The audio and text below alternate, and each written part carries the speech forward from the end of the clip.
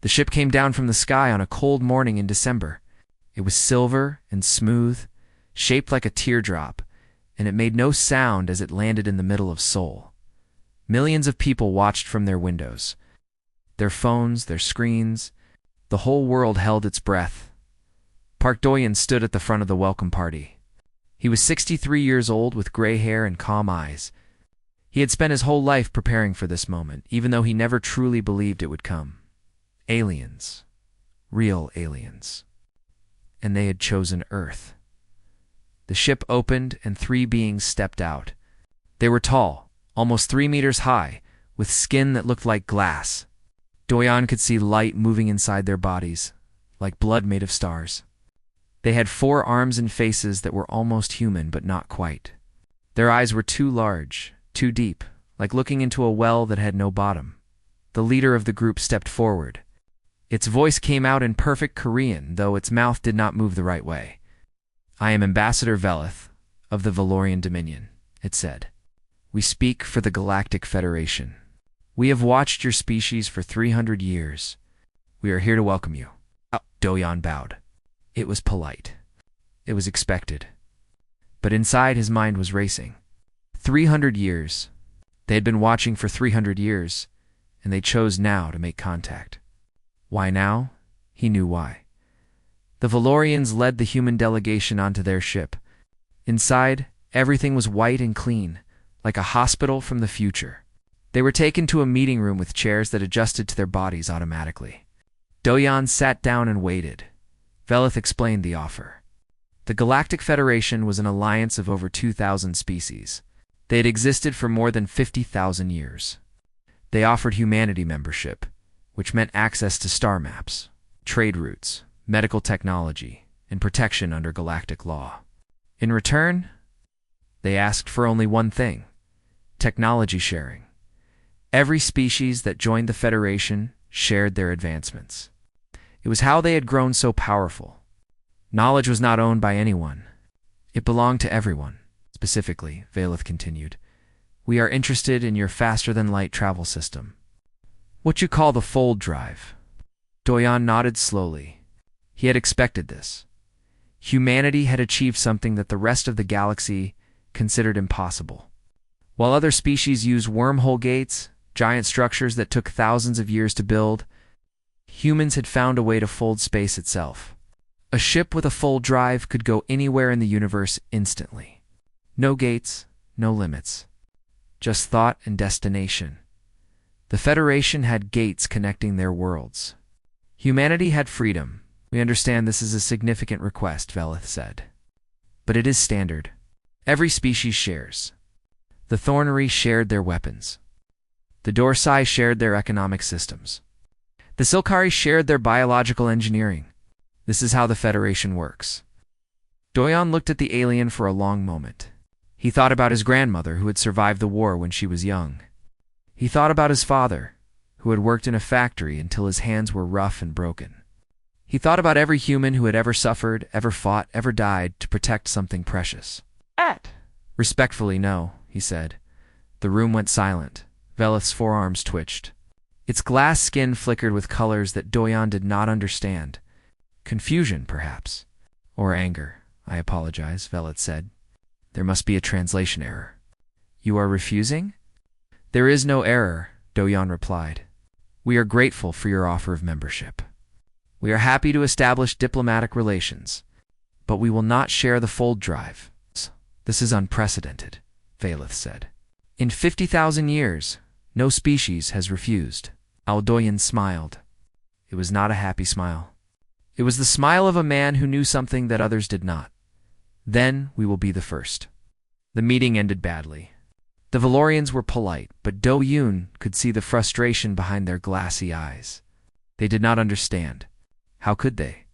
They had lived in peace for thousands of years. They had forgotten what it meant to be alone, to be weak, to be hunted. Humanity had not forgotten. On the flight back to the government building, Do-yeon received a message from Minister Baek Sumin. She was the head of Earth's Unified Defense Council, and she wanted a full report immediately.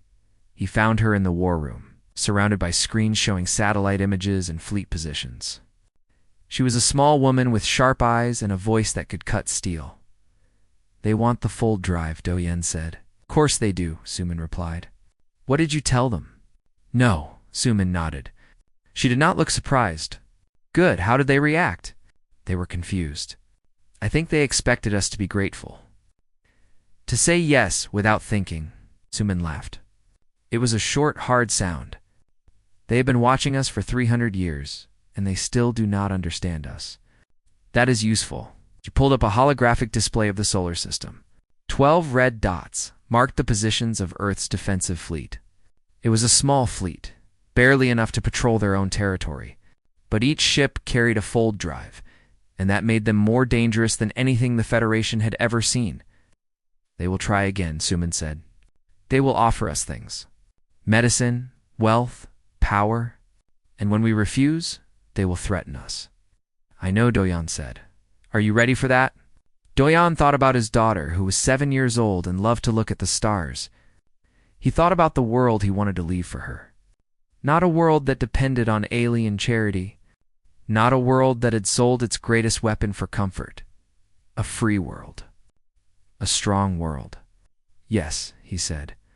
"I am ready." That night, news of humanity's refusal spread across the galaxy. The Federation had never faced anything like this. A young species, barely out of their solar system, had looked at the greatest power in the universe and said no. Some laughed. Some were angry. Some were afraid, and in the dark spaces between the stars, something ancient stirred. It had been waiting for a long time, watching, patient. It had seen empires rise and fall. It had seen species burn themselves to ash, but it had never seen anything like humanity. It began to pay attention. The message reached the Galactic Federation Council in less than a day. It traveled through relay stations and quantum links, crossing thousands of light years in the time it took to drink a cup of tea. By the time the council gathered, every species in the Federation knew what had happened, the humans had said. No, High Counselor Maverick stood at the center of the Great Chamber on Nexus Prime. He was Thornery, a species of insect-like beings with hard shells and sharp mandibles. His people were warriors, proud and fierce, and they had helped build the Federation through blood and sacrifice. Now he looked at the holographic representatives of 12 species and felt something he had not felt in centuries. Confusion. "This is unacceptable," he said, his voice clicking and buzzing through the translation systems. "The humans have violated every principle of the Federation. They must be made to understand their place." Delegate Urena of the Selkari raised one of her long, delicate hands. Her species was beautiful by most standards, with silver skin and eyes like liquid mercury. They were artists, philosophers, diplomats.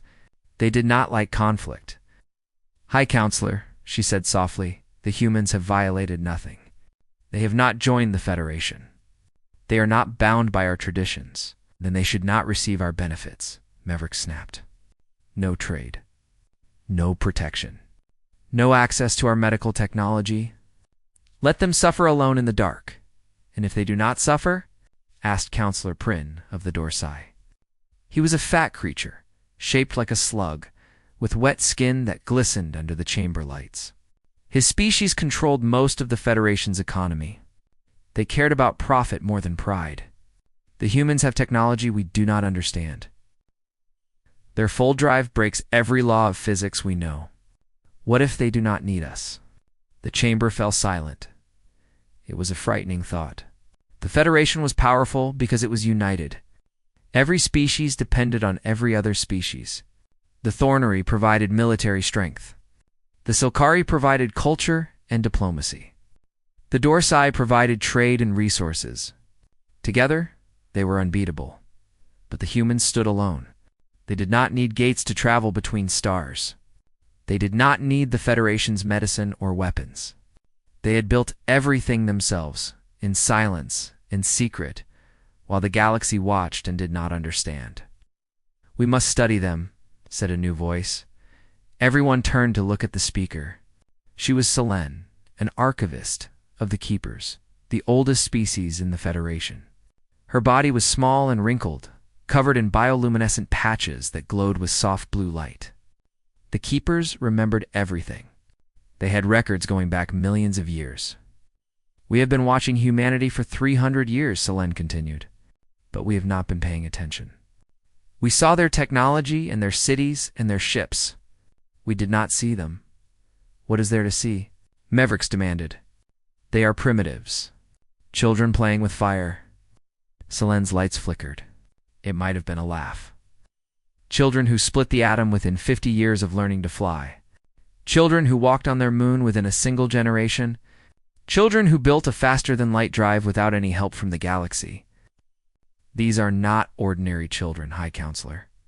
She waved her hand, and a holographic display appeared in the center of the chamber. It showed Earth, a small blue world orbiting an average star. Numbers and data scrolled across the screen. Humanity has been at war with itself for their entire recorded history, Selene explained. They have fought over land, over resources, over ideas, over beliefs. In the last 500 years alone, they have killed over 1 billion of their own kind. Some of the delegates made sounds of disgust. The Silkari covered their eyes. Even the Thornery, who respected warriors, seemed disturbed. But here's what is interesting, Selene continued. Every time they create something new, they first ask themselves one question. How can this be used against us? Their medicines were developed alongside poisons. Their communication networks were built with surveillance in mind. Their space program began as a weapons project. She let that sink in. They do not trust anyone, she said quietly.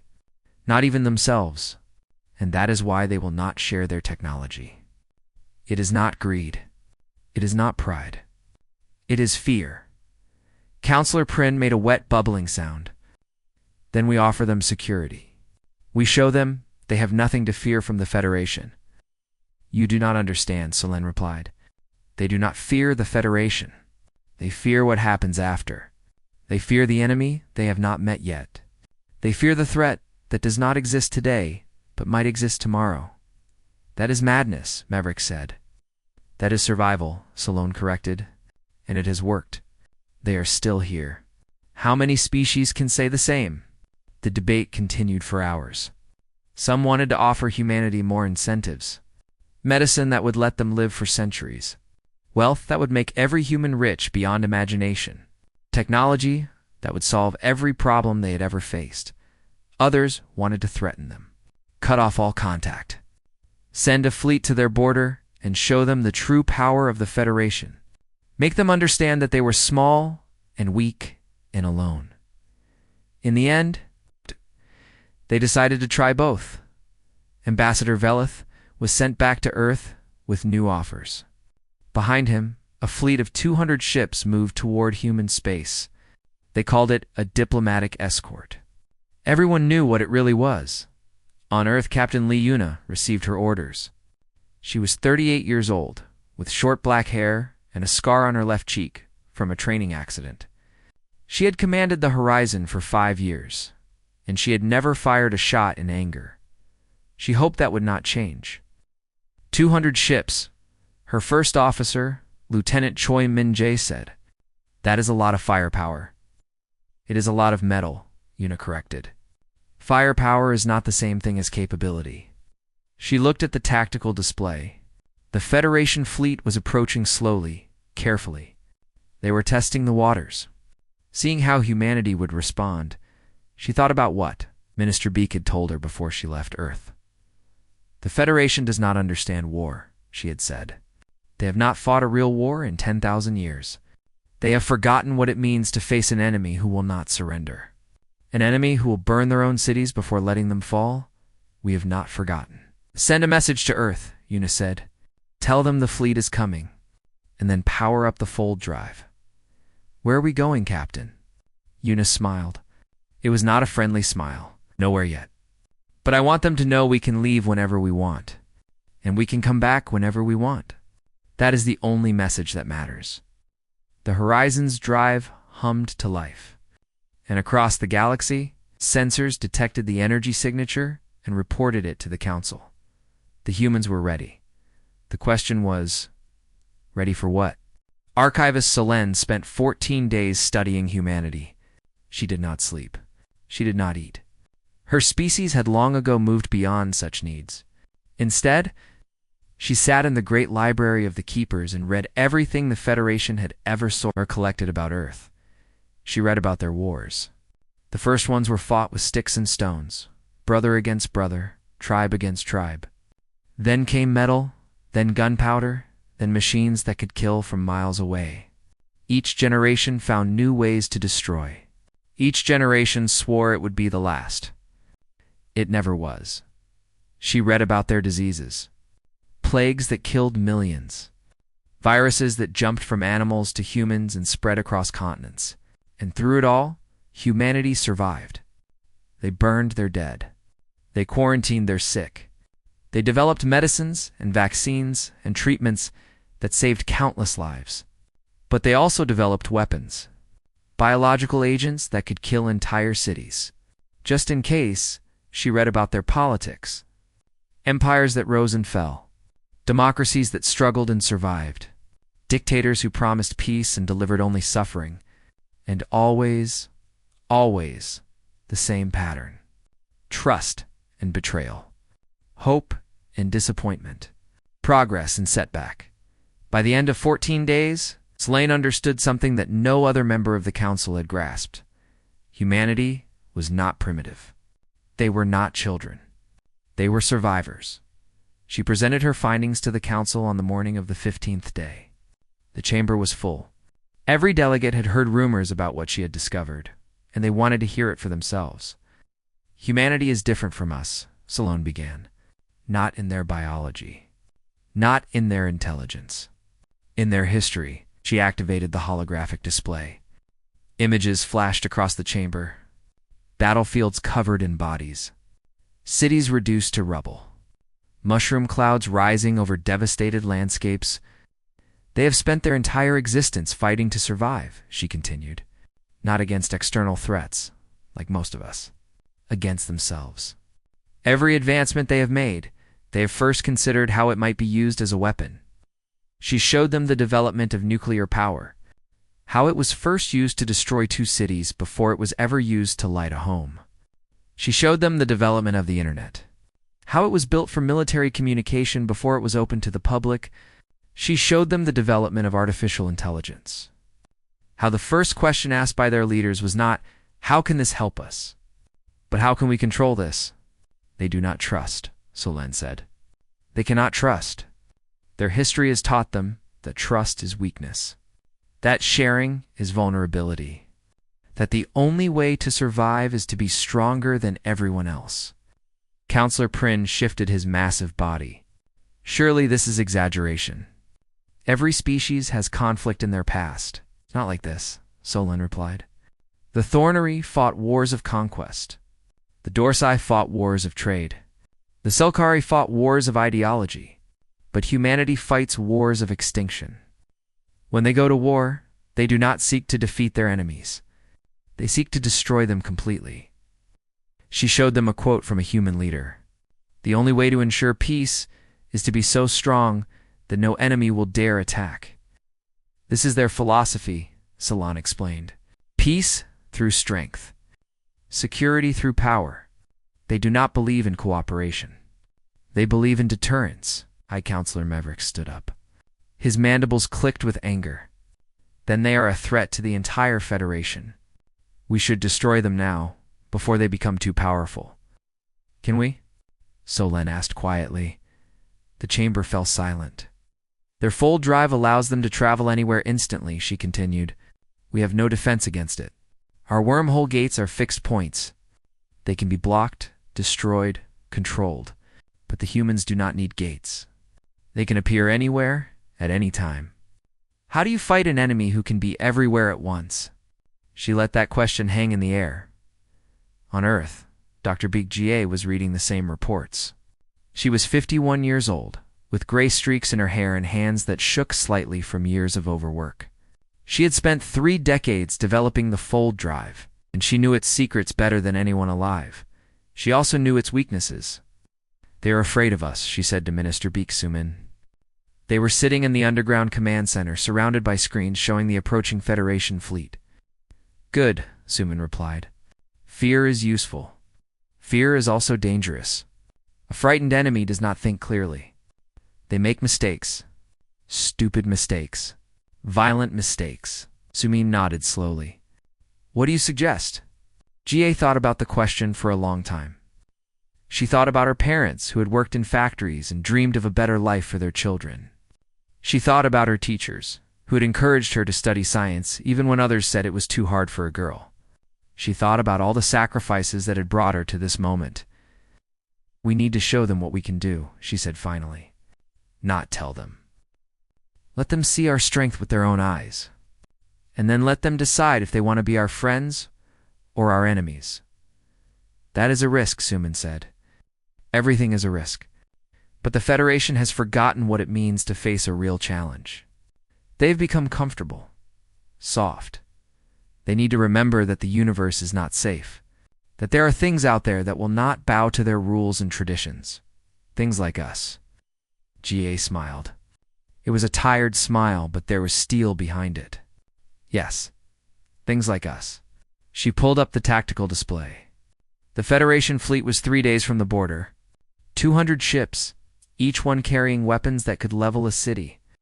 Against them, humanity had 12 vessels, but those 12 vessels carried fold drives. Send a message to Captain Lee, GA said. Tell her it is time for a demonstration. Suman raised an eyebrow. What kind of demonstration? The kind they will never forget. 3 days later, the Federation fleet crossed into human space.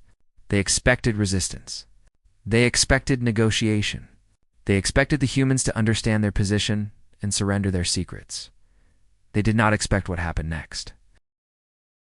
Captain Lee Yuna sat in the command chair of the Horizon. Her crew was silent, focused, ready. They had trained for this moment for years. They knew exactly what to do. Fold drive ready, Lieutenant Choi reported, and let us begin. Yuna said. The horizon vanished, and the universe changed forever. The Federation fleet moved through, space in perfect formation. 200 ships arranged in a triangle pattern that had been used for thousands of years. It was a formation designed for one purpose, to intimidate. Fleet Commander Rekis stood on the bridge of his flagship, the Eternal Flame. He was thornery like High Counselor Meverix, with a shell that was dark red and scarred from battles fought long ago. He had commanded fleets for 300 years. He had never lost. Report, he said. No human vessels detected, his tactical officer replied. Their defensive fleet has withdrawn to their home system. Rekis made a sound that might have been a laugh. Cowards. They talk big, but when they see our strength, they run. He had been told that humanity was dangerous, that their technology was beyond understanding, that they should be approached with caution. But Rekis had seen many species that seemed dangerous at first. They all bowed in the end. Strength was the only language the universe understood. Continue on course, he ordered. We will establish a presence at the edge of their system and wait for their response. The fleet moved forward. Sensors swept the empty space ahead, looking for any sign of the human vessels. There was nothing. Just stars and darkness, and the cold void between worlds. Then the horizon appeared. It did not come from anywhere. It did not approach from a distance. It simply existed, suddenly in the exact center of the formation. One moment there was empty space. The next moment, there was a ship. Alarms screamed across the fleet. Officers shouted orders. Weapons powered up, but no one fired. The appearance had been too fast, too unexpected. By the time anyone was ready to respond, Captain Liuna's voice was already broadcasting on all channels. This is Captain Liuna of the Earth Vessel Horizon. You are in violation of the boundary we established. You have 30 seconds to reverse course. Rekis stared at the screen showing the human ship. It was small, maybe 1/10 the size of his flagship. It carried no visible weapons. It looked like a toy compared to the warships surrounding it. Is this a joke? He asked. His tactical officer was pale. Commander, our sensors cannot understand how they did that. There was no wormhole signature, no subspace distortion. They just appeared. That is impossible. Yes, Commander. It is impossible. But they did it anyway. Rekis felt something cold in his chest. Fear. He had not felt fear in a very long time. "Power all weapons," he ordered. "Target that ship." "Commander, they have not attacked. If we fire first, they invaded our formation without warning. That is an attack. All ships, prepare to fire on my command." 200 ships turned their weapons toward the horizon. Thousands of cannons, missiles, and energy beams locked onto the small human vessel. It was enough firepower to destroy a moon. Yuna watched the targeting alerts flash across her screen. She did not flinch. "They are targeting us, Captain," Lieutenant Choi said. His voice was calm, but his hands were shaking slightly. "I know." "Checked the countdown timer?" 20 seconds left. "They will not fire. How can you be sure?" She smiled. "Because they are curious. They want to know what we will do next." The countdown reached 0. The horizon vanished. For 1 second, there was confusion. The fleet commanders looked at empty space where the human ship had been. They checked their sensors. They confirmed that the vessel was gone. Then the eternal flame shook. Rekis stumbled as explosions ripped through his ship. Alarms wailed. Damage reports flooded in from every station. But the ship was not being destroyed. The hull was intact. Life support was functioning. The crew was unharmed. The weapons were gone. Every cannon, every missile tube, every defensive battery on the flagship had been destroyed. Not damaged, destroyed, reduced to molten metal and floating debris. In the space of 1 second, the most powerful warship in the fleet had been disarmed completely. "Report." Rekis shouted. "Our weapons are gone, Commander. All of them. But hull integrity is stable. No casualties." "How? How did they do this?" No one had an answer. The horizon appeared again, this time behind the fleet. Another ship lost its weapons. Then another. Then 3 more. The human vessel was jumping from point to point, appearing and disappearing faster than sensors could track. Each time it appeared, another Federation ship was disarmed. It was surgical, precise, perfect, no casualties. Ow. Just the systematic removal of every offensive capability in the fleet. Rekis watched in horror. Ship after ship reported the same thing. Weapons destroyed. Hull intact. Crew alive. The humans were not trying to kill them. They were making a point. They could kill us whenever they want, he realized. They are choosing not to. In 47 seconds, it was over. 200 warships floated in space, completely defenseless. The horizon appeared one final time, directly in front of the eternal flame. Captain Lee Yuna's face appeared on the main screen. She was young, Rekis noticed. Young and calm, and utterly unafraid. "I hope this demonstration has been educational," she said. "We do not want war. We have never wanted war, but we are prepared for it. We have been preparing for threats like you since before we left our world." She paused, letting her words sink in. "Go home. Tell your council what you saw today. Tell them that humanity is not their enemy. We will trade with them. We will talk with them. We will even help them if they ask politely. But we will never share our technology, and we will never bow to threats."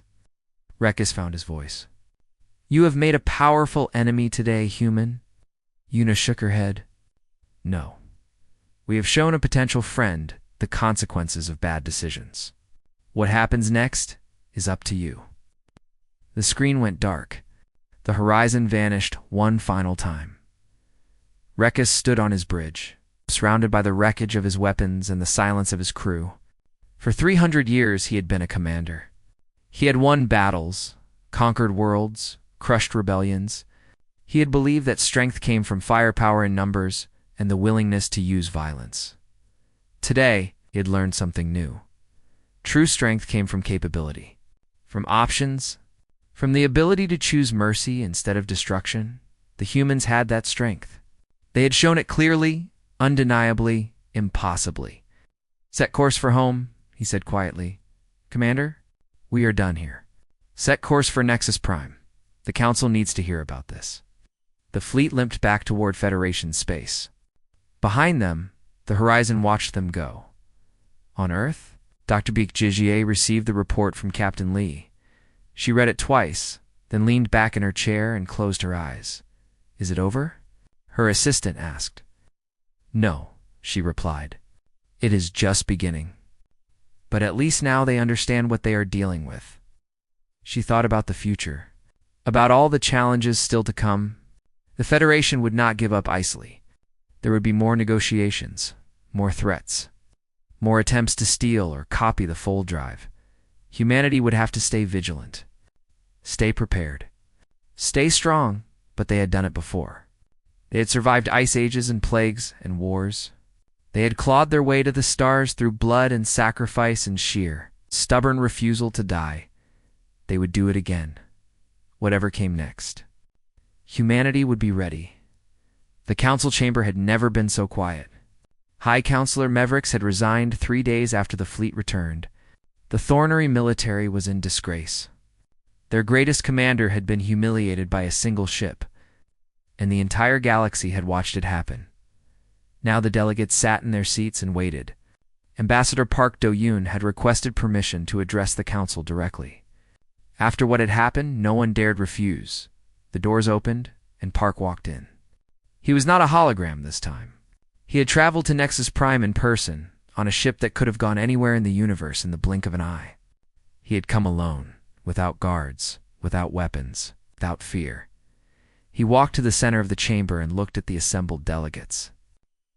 Valorians with their glass skin, Dorsai with their slug-like bodies, Solkari with their silver beauty, Thornery with their hard shells and sharp mandibles, and the Keepers, ancient and wise, watching everything with their glowing eyes.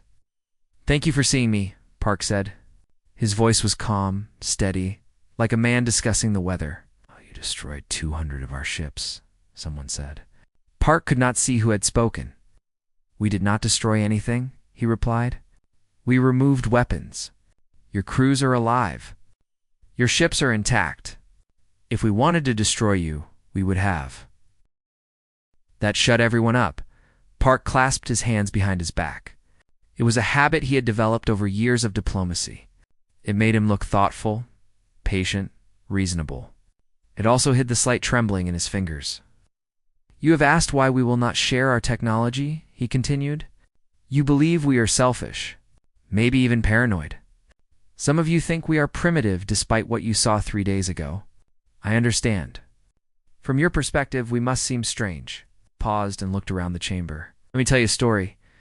On my world, there is an animal called the hedgehog. It is small and soft and weak.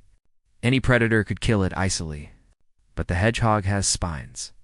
When it is threatened, it rolls into a ball and becomes untouchable. It cannot fight. It cannot run. But it can survive." He smiled slightly.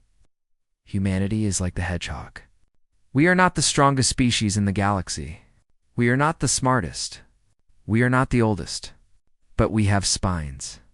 We have learned to make ourselves untouchable." "The fold drive," Delegate Urena said softly. "Yes, and other things. Things you do not know about. Things we hope you will never see." Park's voice hardened slightly. "We have spent our entire history preparing for enemies. Not the enemies we know. The enemies we might face someday. The threats that do not exist yet but might exist tomorrow." He gestured at the delegates around him. "Your Federation is beautiful. You have achieved peace. Real peace. For 10,000 years, you have not fought a real war. That is remarkable. That is something to be proud of." His voice dropped. The chamber stirred. Some delegates made sounds of protest. Others stayed silent, listening. "Every technology you possess is shared among all members," Park continued. "This means that any threat you face equally. You have no surprises, no secret weapons, no advantages held in reserve. If an enemy learns how to defeat one of you, they can defeat all of you." He let that sink in. "We have spent generations preparing for threats we cannot imagine. We have built weapons we hope we never use. We have developed defenses against attacks that may never come. It is exhausting. It is perhaps unhealthy, but it has kept us alive. You will not share this with us, Counselor Prin said. It was not a question. No, because the moment we share, our advantage disappears. Our spines become dull. And when the next great threat comes, not if, but when, we will have nothing left to protect us. Or you. Archivist Selene rose from her seat. Her bioluminescent patches glowed with soft blue light. You believe a threat is coming. Park looked at her. For a long moment, neither of them spoke. A threat is always coming, he said finally. You have lived in peace for 10,000 years. You have forgotten that the universe is not peaceful. There are things in the darkness between galaxies. Things that have been waiting. Things that are patient. You know this for certain? We know nothing for certain, but we prepare anyway. That is what humanity does. We plan for the worst and hope for the best. The chamber fell silent again. Park could see the delegates thinking, calculating, trying to understand the strange species that refused to play by the rules. What do you want from us? Urena asked finally.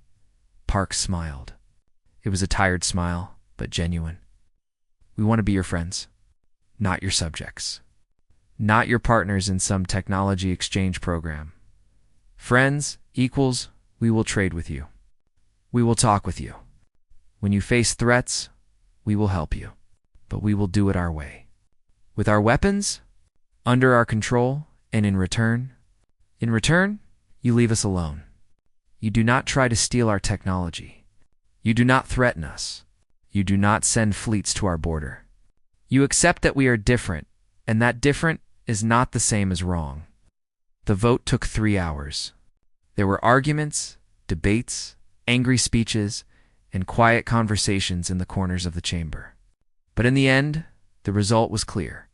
Humanity was accepted into the Federation as a special observer. Full diplomatic recognition. Trade rights. Access to star maps and cultural exchanges, but no requirement to share technology. It was unprecedented. It would cause controversy for generations. But it was done. Park left the chamber and returned to his ship. Captain Lee Yuna was waiting for him on the bridge. How did it go? She asked, better than expected. They accepted our terms. Yuna raised an eyebrow. All of them. Most of them. The Thornery are still angry. The Dorsai are already planning trade deals. The Silkari want to exchange art and music, and the Keepers. Park paused. He remembered Selene's eyes, ancient and knowing. She had lived for millions of years. She had seen empires rise and fall, and she had looked at him like he was something new, something she had never encountered before. The Keepers are watching, he said. I think they are waiting to see what we become. 600 years later, the Void Harvesters came. They emerged from the dark space between galaxies, vast ships that consumed everything in their path. They had destroyed civilizations before. Hundreds of them. Thousands. They were patient and relentless. And without mercy, the Federation fleets met them at the border and fell within weeks. Their technology, shared among all members, was analyzed and countered. Their weapons were useless. Their defenses were meaningless. Species that had lived for millions of years were erased from existence. And then the human ships arrived. They came without warning, appearing in the heart of the Harvester swarm. 12 ships had become 12,000 over the centuries. Each one carried weapons that the Federation had never seen. Technologies that humanity had developed in secret, improved in silence, perfected in isolation. The battle lasted 40 days. When it was over, the Void Harvesters were gone, destroyed completely. Their ships were melted wreckage. Their commanders were dead. Their threat was ended forever. Captain Lee Sujin, great-great-granddaughter of Yuna, stood on the bridge of her flagship and watched the last Harvester ship explode. Around her, Federation survivors sent messages of gratitude, of disbelief, of awe. She did not respond. She was already thinking about the next threat. The one that would come someday? The one they had not imagined yet.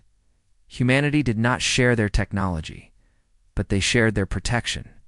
And in the end, that was worth more than any secret could ever be.